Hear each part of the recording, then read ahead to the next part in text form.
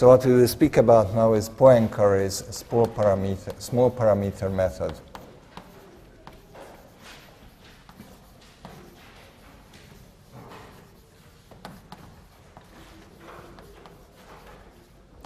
And as far as I know, it was his idea, and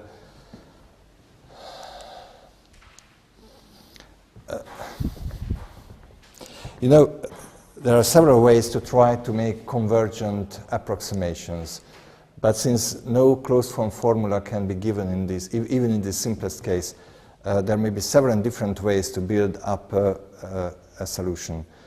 And Poincaré did it very precisely. And a part of finding out a way how to do it, he also proved the convergence. After him, many others came ahead with different approximations. Many Russians, actually. There are Krylov, Bogolyubov, Mitropolsky, and so on, and a lot of methods. Also later Americans, because this multiple timescale method, it's also one, and it's also very popular among engineers, so they like it very much. But in its roots, they are all following Poincaré's method, and usually they do not really prove the convergence. As far as I know, they don't prove the convergence. They have a reference solution already, or they have the computers, and if they are able to produce a convergence series which really goes to the right result, they already say that, okay, that's probably good. And then you can find sometimes difficulties and problems with it. But Poincaré originally was a very rigorous guy, and he proved these methods and also figured out how to do it.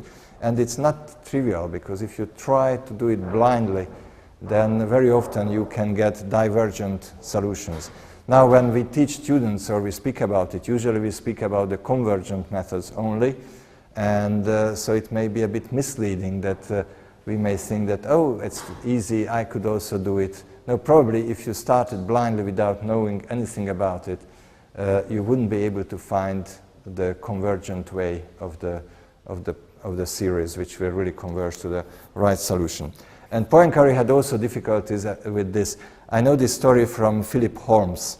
You know the famous book of Guggenheimer-Holmes in very early 1983 about the bifurcations and nonlinear oscillations and vector fields. I don't know what is the title of the book. And Philip Holmes learned French. Although he is an Englishman, he's now at Princeton University, quite senior guy now. But he learned French, and he spent quite a lot of time in France, and he studied Poincaré's original works. He even has original handwritten notes of Poincaré, which many things has never been published, which Poincaré did calculations. And these are very interesting. He was really a great mind, and you know, in the late 19th century, the Swedish king, he had a kind of competition, you can say, a prize. Yeah, a prize. It was before the Nobel Prize, so it's before the Nobel Prize time, but already the Swedes wanted to award big scientific results. So the Swedish king offered a prize for somebody who can prove the stability of the solar system, which meant the n-body problem. And it was known since Newton. Newton already did that if two bodies move in each other's gravitational space, then they can move in a stable way, like the moon around the Earth or the Earth around the sun and things like that.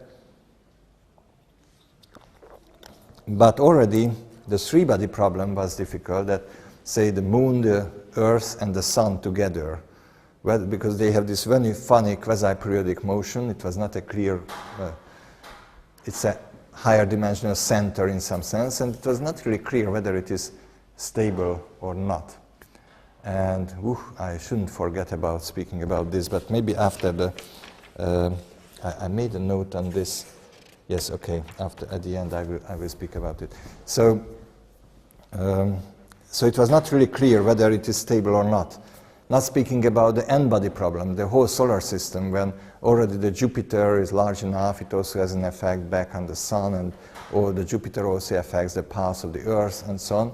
And so it could be imagined that sometimes the planets will think that, okay, goodbye, and they will just run all the way in different directions, and the whole solar system just falls into pieces.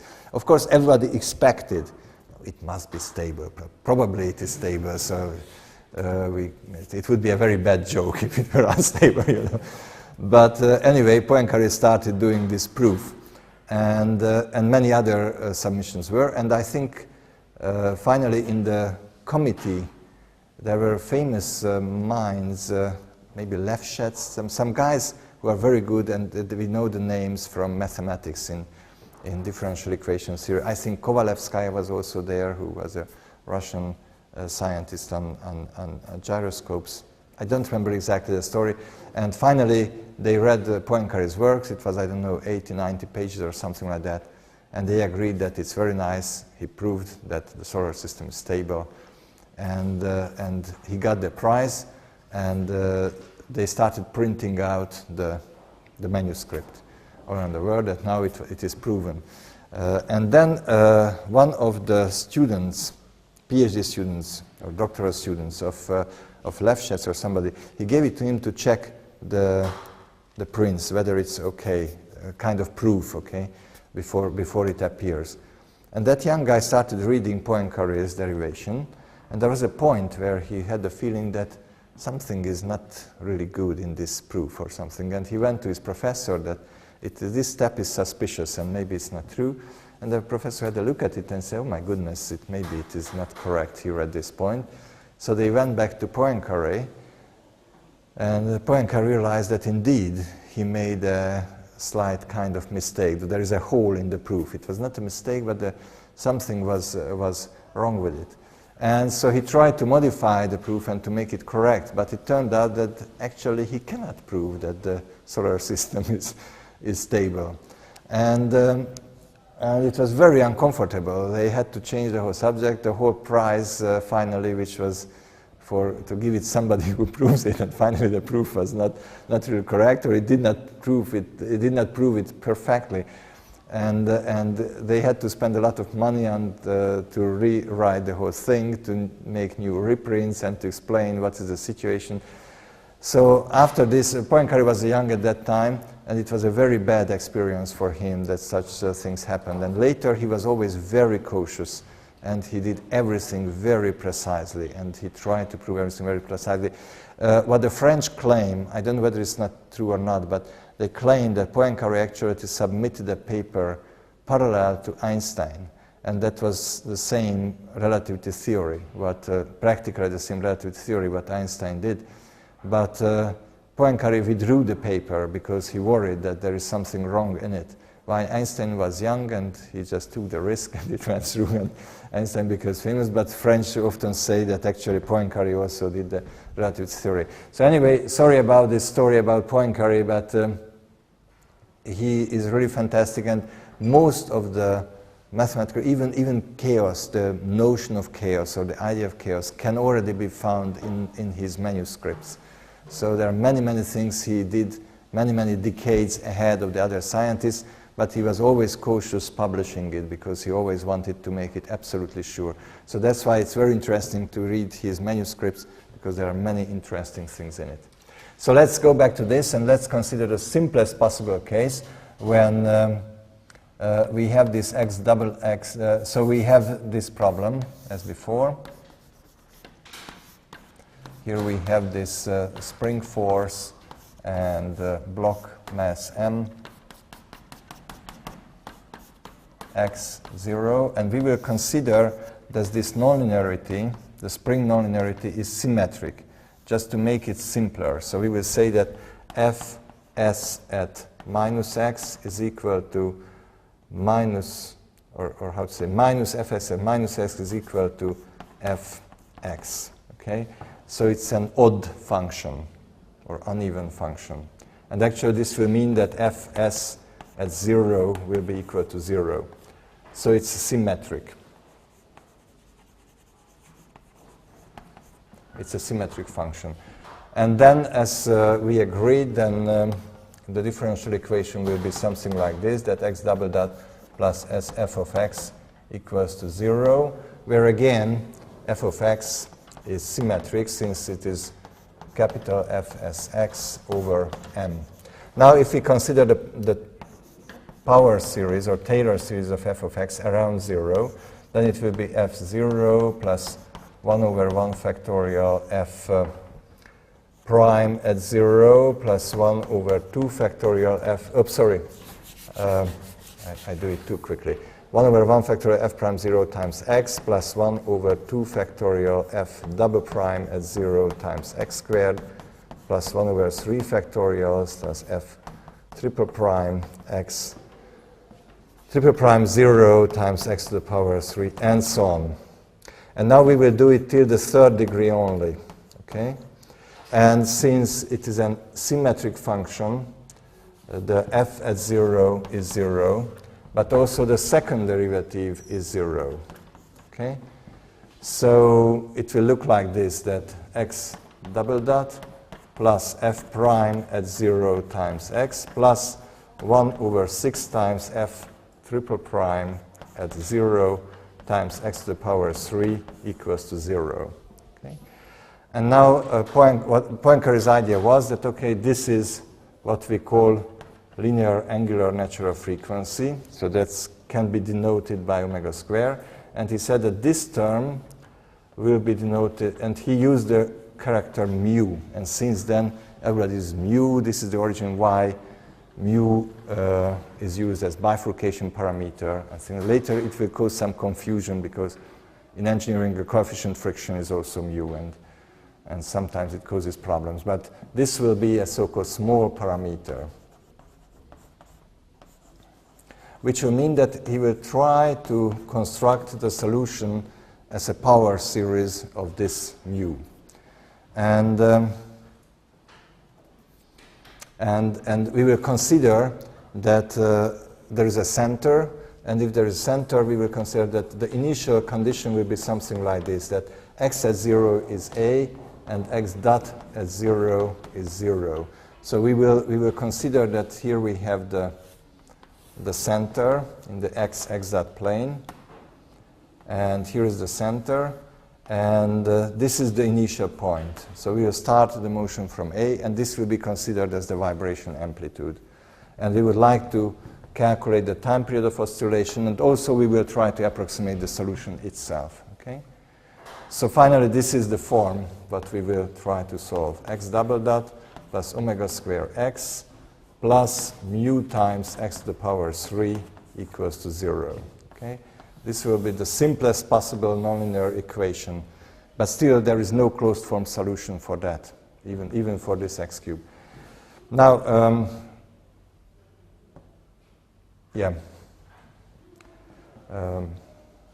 and please don't forget about the initial condition. It will be important.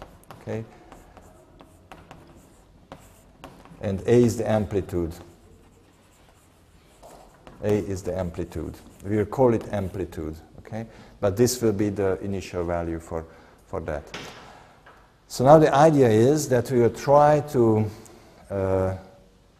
imagine that the solution will be periodic. It must be periodic. The solution is periodic. Is periodic. And with the period t0, where we already know that actually it is different from 2 pi over omega a little bit, okay, because it's valid only for small amplitudes, and now the amplitude could be also large with t0. So we will say that x at t must be equal to x at t plus t0, where t0 will be equal to 2 pi over beta. And beta will be the exact angular natural frequency. Okay? So beta is unknown. Beta is not equal to omega. Okay, we know that immediately when the vibration amplitude is different of 0, then it's not exactly that. Okay? Only if mu is equal to 0, then it is true. But beta is not equal to omega for mu larger than 0. Okay, so if mu non-equal to 0, mu can be also negative. If mu is negative, it's a digressive characteristic. If mu is positive, then it's a progressive characteristic. So beta is not equal to omega for mu non-equals to 0.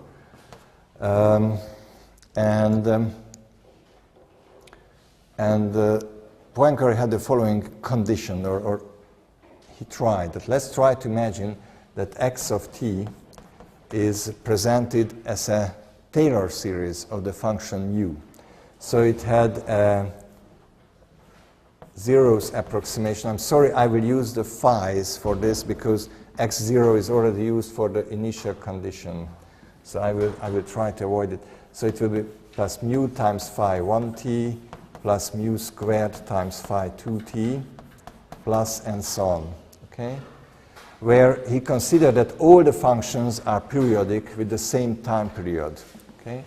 Where phi j t is equal to phi j at t plus, I will write it 2 pi over beta. Okay? So j equals to 0, 1, 2, and so on. So all these have the same time period. And we will consider that the first one, f0t, f0 at 0 will be equal to the amplitude, and f0 dot at 0 will be 0. So the initial values are inherited by this part, and all the others, phi j0, well, I will write here phi k. Okay? Phi k0 is 0, and phi k dot 0 is 0, for k equals to 1, 2, 3, and so on. So for the initial conditions, these will take 0, 0, and this will take the A0. And on the top of that, he also showed that this frequency beta, this can be also approximated by omega. But he said that the square of it should be a Taylor series of the parameter mu. So he added an h1 times mu plus an h2 times mu squared plus and so on. So he said that when mu is equal to 0, for mu equals to 0, of course beta will be equal to omega. So for a linear system, the angular natural frequency will be the same as in the linear system when mu is 0. But otherwise, it will vary with it will be also a Taylor series of mu. And you know, when first I read it, originally I read it in a Russian book because I don't speak French, and Malkin, the Устойчивость движения, in that book, he pretty precisely followed what Poincaré did, and as he did. It's very surprising, why just this way? Why it is the square? Why it is not the beta equals to omega plus h times minus mu? Or why the initial condition should be done this way? And the answer is that this way we get a convergent power series. If you do it another way, it will be divergent. But unfortunately, I will not prove the convergence either. You have to go back to Poincaré's original calculations where he proved that it is convergence with delta and epsilon, so just as it is prescribed in mathematics when you have to do it precisely. Okay? So now we will substitute everything back into here, and we will do the harmonic balance. So actually it will be quite straightforward what we will do, but there is one critical step again. Instead of omega square, you have to substitute here. Omega square is equal to beta square minus h1 times mu minus h2 times mu squared and so on. Okay? So substitute.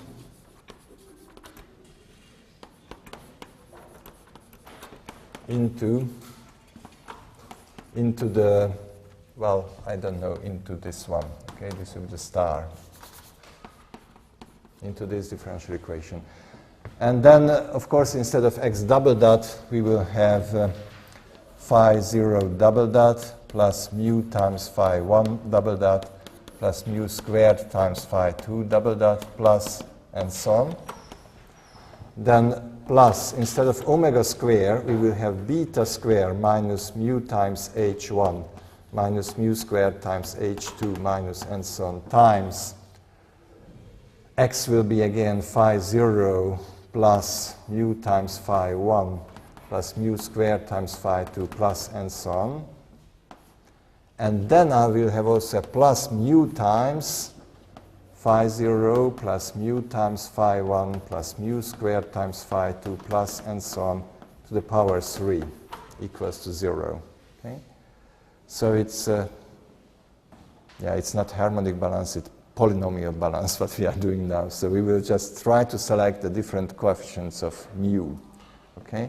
So we do the polynomial balance.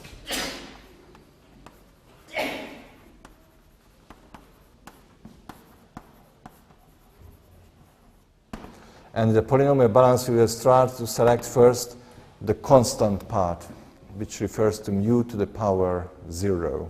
Okay? And this will start as, I have to stand a little bit further back to see. Well, of course, phi 0 double dot is here. Okay? Phi 0 double dot. And here we have a plus beta square times phi 0. And nothing else, okay, equals to 0. And now we have to add the initial conditions.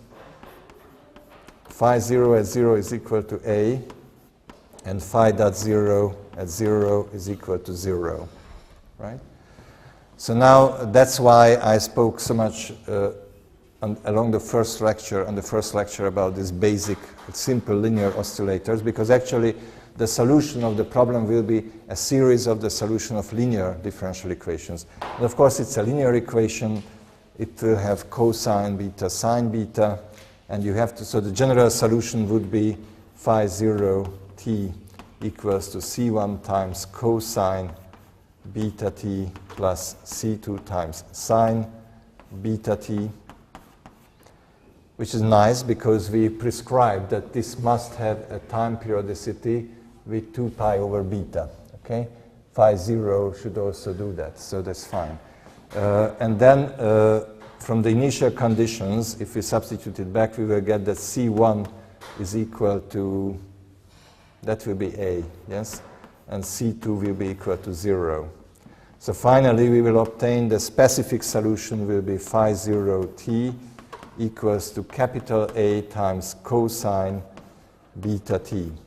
And it satisfies all the conditions which are required. So this is time periodic. So this is equal to phi 0 at t plus 2 pi over beta. Okay? That's one thing. The other thing what it satisfies that phi 0 at 0 is equal to A. Well, of course, it satisfies the initial conditions, so I shouldn't have written it because that's how we got it, okay? So that was the first step. Now let's see the next step. It will, we have to collect mu to the power 1. And it will start as phi 1 double dot. And here we will have a plus beta squared times phi 1. Okay, beta squared times phi 1. But then we will also have a minus h1 times phi 0. Okay, h1 times phi 0.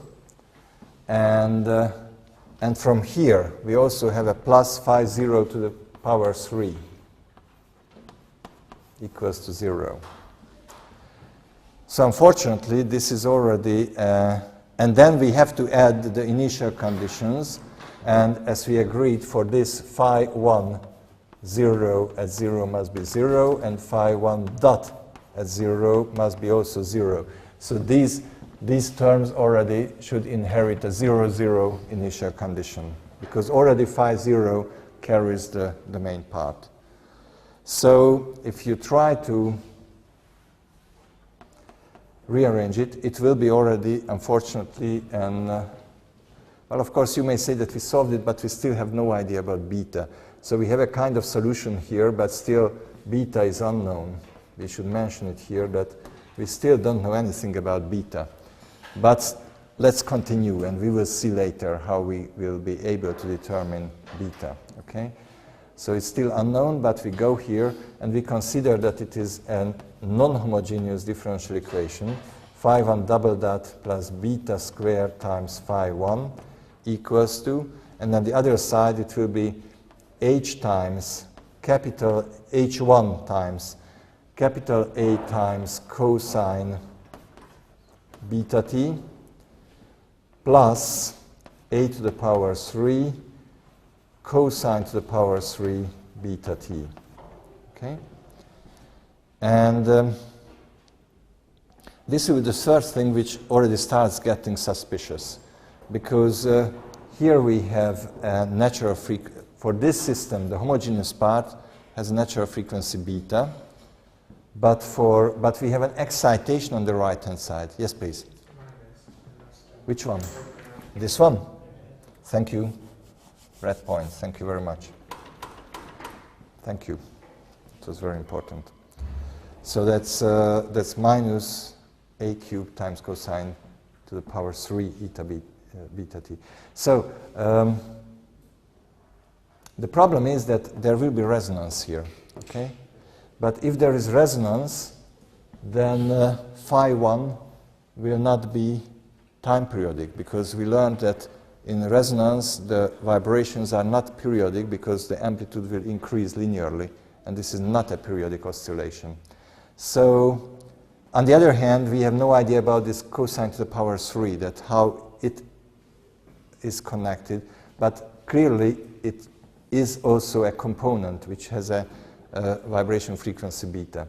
So at that time, in these early 50s, 60s, when I read these early books on nonlinear vibrations, there is usually an appendix in the book, and in the appendix you will find all these cosine to the power n alpha is equal to how to develop it into cosine alpha, cosine 2 alpha, the Fourier series of these functions. Okay? And these Fourier series are usually finite, and it's very nice. Mathematicians like to give it in first-year calculus, an example. Do the Fourier series of cosine to the power 3 beta t, and it's a very hard calculation.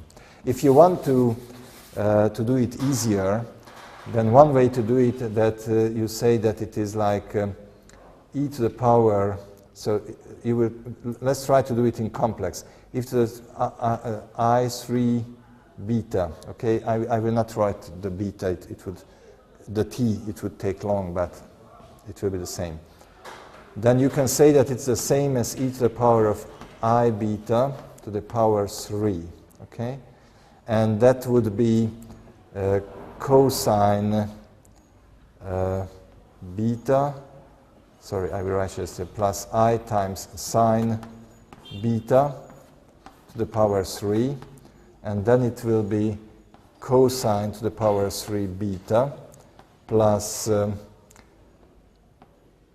I times 3 times cosine square beta times sine beta. Then there will be, this is squared, it will minus 3 times cosine beta times sine squared beta. Am I right? And the last term will be minus I times sine to the power 3 beta. Okay? And on the left-hand side, we have the cosine 3 beta plus I times sine 3 beta. Okay? And now let's try to compare what we obtained. We have cosine 3 beta equals to cosine to the power 3 beta, the real part, and there will be a minus 3 times cosine beta, and the sine square will be 1 minus cosine square beta. Okay? And the last step is, I'm sorry, we will continue then on the other board, but just I wanted to show one example for that. So cosine 3 beta, I will write it this way, that cosine 3 beta is equal to cosine to the power 3 beta plus or minus 3 times cosine beta. And what is the last one? Plus 3 times cosine to the power 3 beta, isn't it? It's plus 3 times cosine to the power 3 beta. Okay. And so, did I mess it up? I did somewhere. Oof. I wanted to show how to do it nicely and quickly, and maybe I made it wrong. So let's again. Is it correct what I wrote here? It should be, yeah? Then let's see this. Cosine to the power, that's okay. Yes. And then this term, minus cosine beta times sine square. That's minus 3 times cosine beta. Is there. And there is a plus 3 times cosine to the power 3 beta. And now we should calculate cosine to the power 3 beta. Oh, there is 4. Okay, that's all right. So it will be 4 times cosine to the power 3 beta minus 3 times cosine beta. And then from this, if you want to express cosine to the power 3 beta is equal to 3 over 4 times cosine beta plus 1 over 4 times cosine 3 beta. Okay? So this is the Fourier series of the third power. And also, I just did it once, I will not do it again, but in the case of fourth vibrations, we will also need these products, the cosine square times sine, the cosine times sine square, and we will need also the sine to the power 3, which can be done in the very same way as I did it. Okay? But then I'm not going to explain it again when later we will use it. This time, we have to solve this. Okay? So, with this,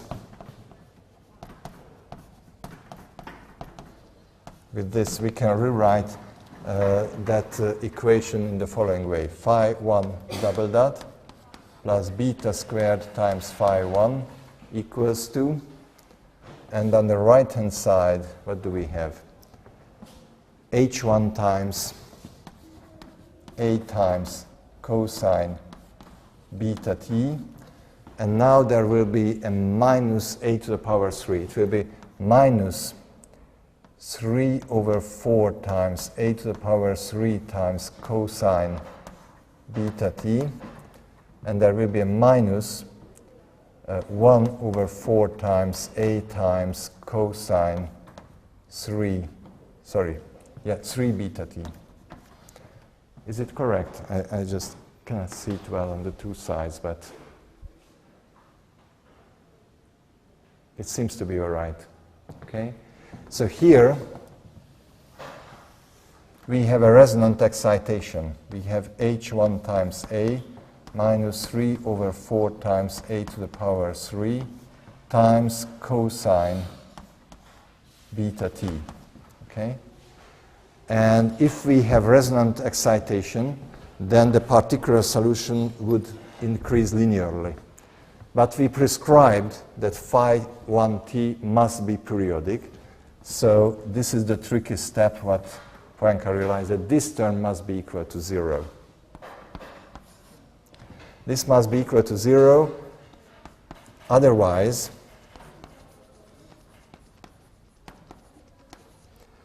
resonance solution, which would mean that there would be a phi 1 particular which would increase in time periodically, which would increase in time linearly, which would not be periodic. And this would be in contradiction with the condition that phi 1p, so phi 1p must be periodic. So I hope, I don't want to over-explain it, but at that time when I read it first, it was the most difficult step to understand that why this term should be equal to 0. It must be equal to 0 because otherwise, and then this will mean that we already have an approximation for H1, and then we already obtained the first approximation with this, so this H1 is actually equal to 3 over 4 times A squared, which I will check whether it's correct or not, just a second. H1 is equal to 3 over 4 times A squared, correct, which means that we already have a better approximation for beta squared. It is equal to omega squared plus 3 over 4 times mu times A squared. Plus higher order terms will come if we continue this whole thing. Which means that actually we have a time period of oscillation, capital T0, which already will depend on the amplitude A. Okay? And this will be 2 pi over the square root of omega squared plus 3 over 4 times mu times A squared. Okay? So it shows clearly how it depends. For example, in case of the pendulum,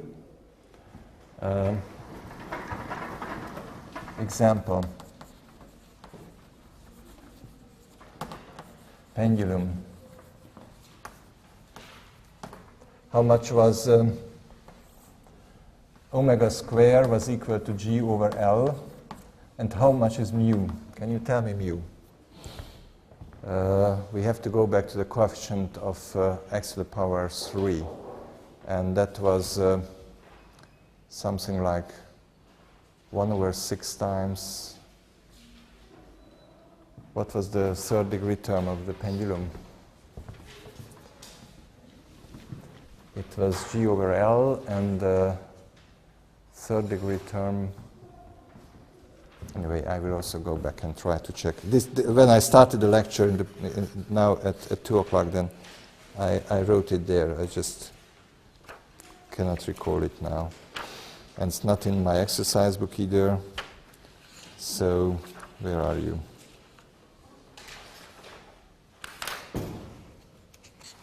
It's 1 over 6 times GL, or G over L.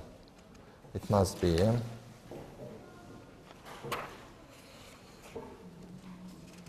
I'm sorry. Where are you?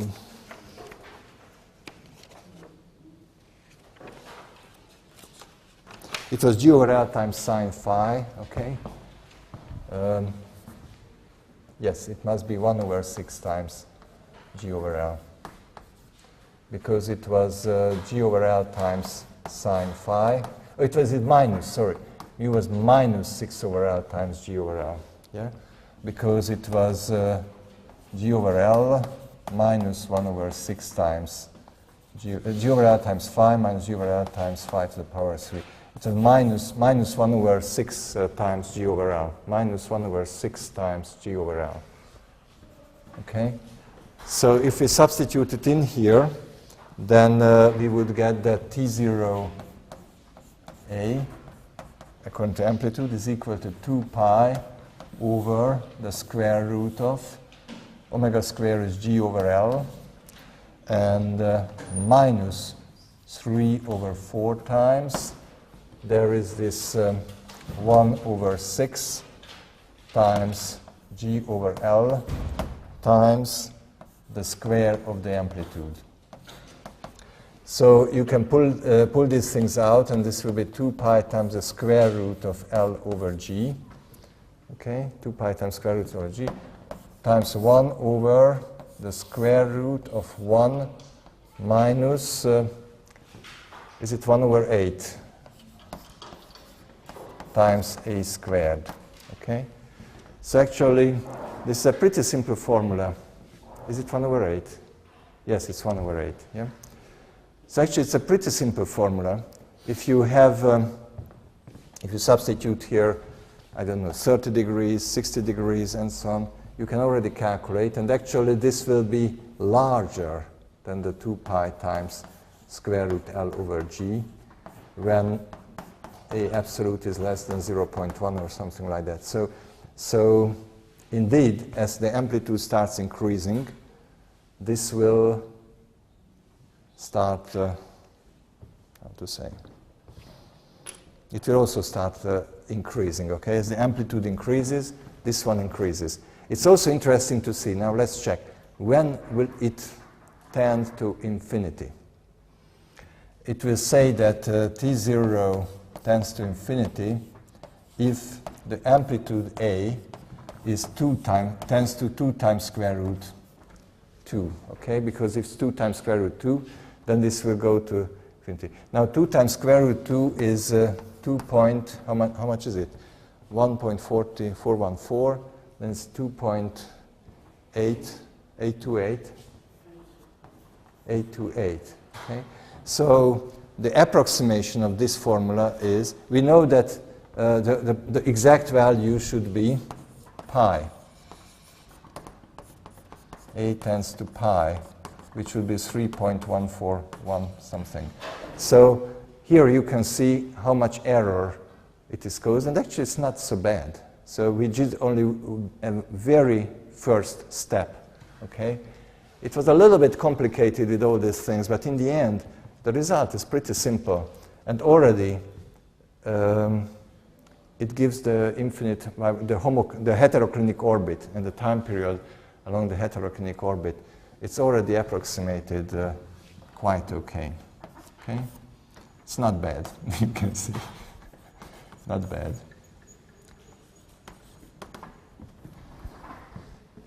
Good.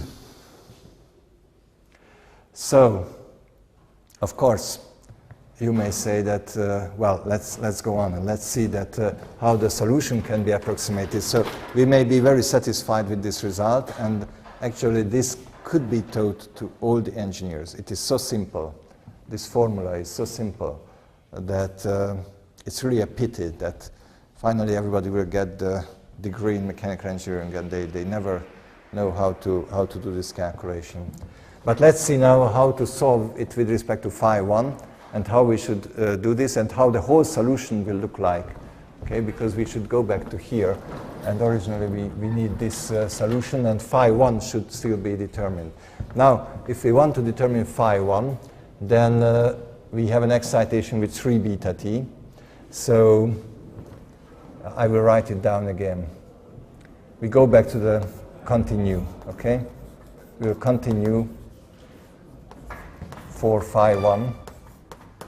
This was just an example in between, and this is the result what we obtained here, okay? So continue for phi 1. It will be phi 1 double dot plus beta squared times phi 1 equals to minus 1 over 4 a cosine 3 beta t. Now it's not a resonant excitation anymore, so we can try to solve it. And the funny thing is that it will still keep the periodicity, because now it's non-homogeneous. We will have to use the phi 1 0 equals to 0 and phi 1 dot 0 equals to 0 initial condition. So for the first function it will 0, 0. And now we can do that phi 1 t is equal to phi 1 homogeneous part plus particular solution. Okay? The homogeneous part will be simply C1 times cosine beta t plus C2 times sine beta t, and the non-homogeneous part, you remember, it will be k times cosine 3 beta t plus an L times sine 3 beta t. So that will be the particular solution. And now we have to remember that first you have to solve it for the particular solution. Okay? So this one should be substituted back.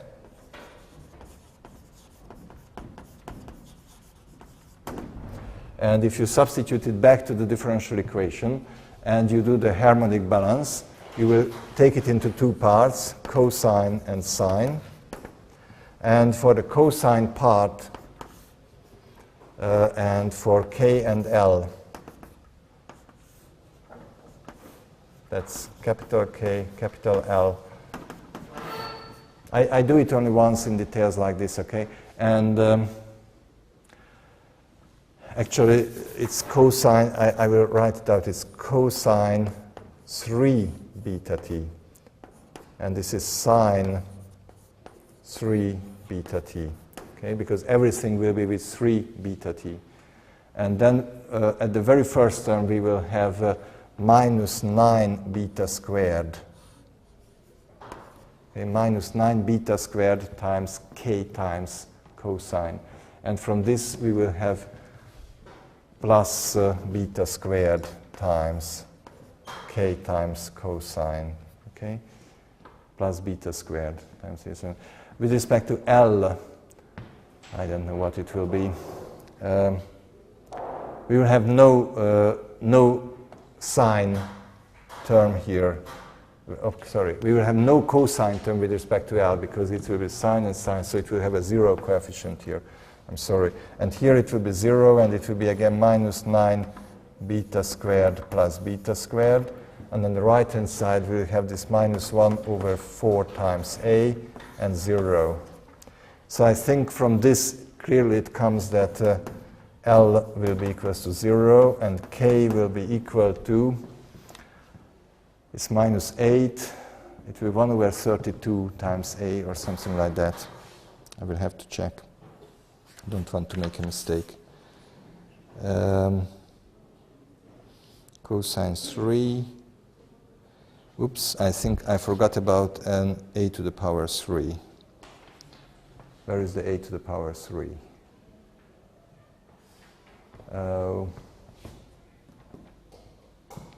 Is it?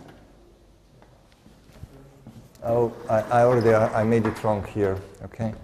I will make it red. Please correct it in your notes.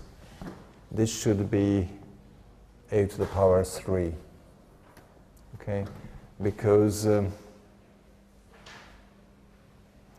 coefficient of that 3 beta t term was a to the power 3. Okay, where is it? It is here.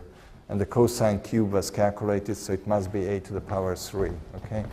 So this is a to the power 3, and this will mean that here I also have a to the power 3. Okay, please put it there. That's important. And then, just as I looked in my lecture notes, now I see that it will be 1 over 32 beta squared times a to the power 3. So now we have the particular solution, and after that we have to determine C1 and C2 from the initial conditions phi 10 and phi dot 10. It will be pretty lengthy, so if you do it phi 10 equals to 0 and phi 1 dot 0 equals to 0, this will give you C1 and C2. But actually it can be guessed what it should be, because at 0 it will be 1 over 32 beta squared a to the power 3, and then C1 must be the same as a negative value, so it will be minus k. It should be minus 1 over 32 beta squared a to the power 3. Yes, it is. Minus 1 over 32 beta squared a to the power 3, and for C2 we will get a 0. So all in all, finally, this phi 1t will be equal to minus 1 over 32 beta squared a to the power 3 times cosine beta t. and plus 1 over 32 beta squared a to the power 3 cosine 3 beta t. Okay? So I will not continue, don't worry. Just I wanted to do till this point because now we will see the structure of the whole thing. And very often my students at this point, they say, okay, now they will write it in mathematical or maple and they can do as long as they want. So if you understand the first 1 or 2 or 3 steps, then afterwards it's easy how to continue, but it is a lot of work, of course, so you can leave it to the computer or the computer algebra. So it will mean that thus the first approximation, the first non-trivial approximation will be x of t equals to, let's try collecting. It should start with phi 0. Phi 0 was here. It was a times cosine beta t. But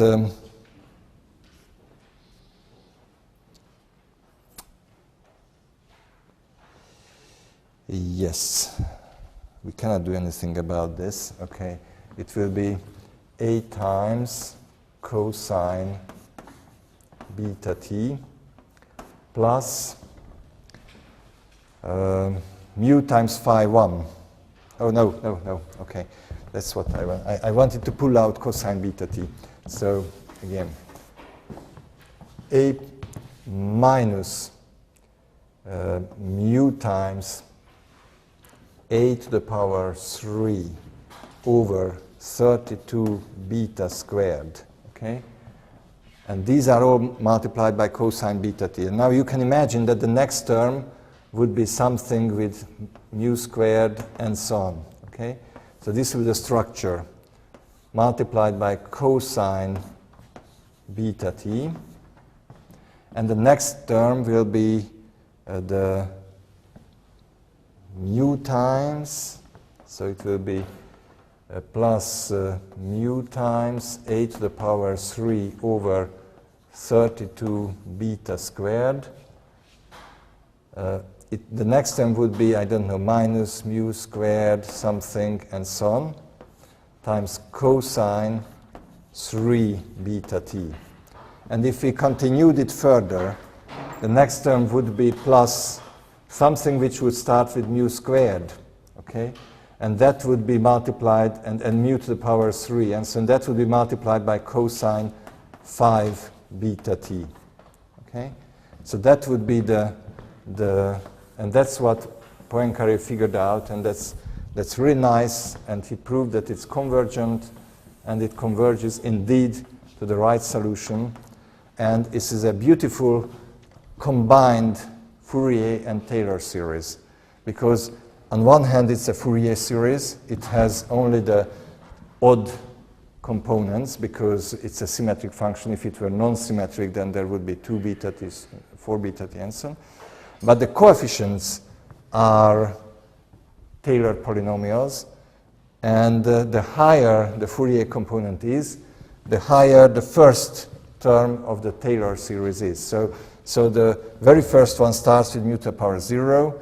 For cosine 3 beta t, it starts with mu. For 5 beta t, it starts with mu squared, and so on. So actually, the amplitudes are smaller and smaller for the higher and higher Fourier components. Okay? And we should also add that where beta squared is equal to omega squared, and how did it continue? Where is it?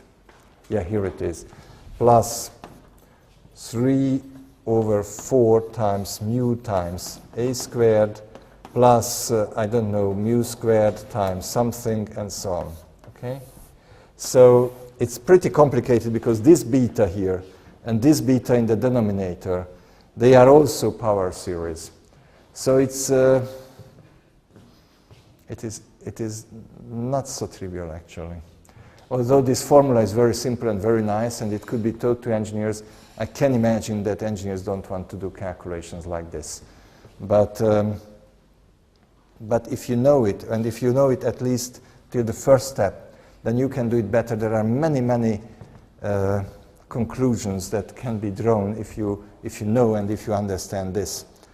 And you know, one thing is that when we measure nonlinear vibrations, then from the time history, it's very difficult to recognize that the signal is already non-harmonic. You see, it's non-harmonic because it has higher harmonics in it. It's not a pure sine or cosine. And so, in the time history, and maybe I can still put it here, okay? So if you look at the time history, and you try to distinguish a harmonic oscillation, which would be the cosine beta t, okay? It would be something like this.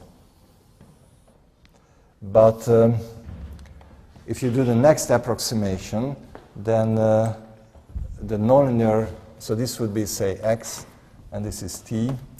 And first of all, you will get it something like this, for example. It will be something like this, but it's very difficult to distinguish. Sometimes the difference is very small, and you cannot see that. And also, the time period will be slightly different from the linear approximation. And it's very difficult to, sometimes it's within the thickness of the line, okay? Even if you have a look at it on the phase plane, in the phase plane, when you, so say this is the harmonic, which is the linear vibration, and this yellow is the non-harmonic, or the nonlinear, non-harmonic, or non-linear. Okay. And if you look at it on the phase plane, x dot, again, the linear vibration is a perfect ellipse. Okay, it's a perfect ellipse. The nonlinear vibration will be a little bit different. So it will be, say, here a bit sharper, then maybe here a bit more flat, then sharper again, more flat, and so on, something like this. And it's very difficult to distinguish. But if you do the Fourier transform, or the FFT, you see in measurement devices, you just have to push a button, and that's the fast Fourier transformation. And you have a look at the spectrum, the Fourier transform of x absolute value against the frequency, okay? Then the linear system would have a peak at 2 pi, at omega. The nonlinear system will have a strong peak, a little bit different from this, okay? But it will also have a peak at 3 times, so that will be beta, okay? That will be beta. It will be a little bit different. And then it will have at 2 beta, 3 beta, okay? At 3 beta it will have again, but a smaller amplitude. And then at 5 beta it will have again, okay? So this is 3 beta. And so this will be the linear again. And this is nonlinear. So any time when you do a measurement and you see that these higher harmonics show up, then you can say, oops, there is a nonlinearity in the system. But you will not recognize it from here and there, because it's very, you will not be able to see it much, okay? Or even if you hear it. And if you have peak at 2 beta and also at 4 beta, okay? 2 beta and 4 beta, then you can be sure about it that the nonlinearity is asymmetric. So this condition will not fulfill. If this doesn't fulfill, then you will have an x square. You have to repeat the whole calculation, and you can imagine that here you will get again some trigonometric transformations, and as a result, 2 beta t will also show up. So this will be non-symmetric nonlinearity. Non-symmetric nonlinearity.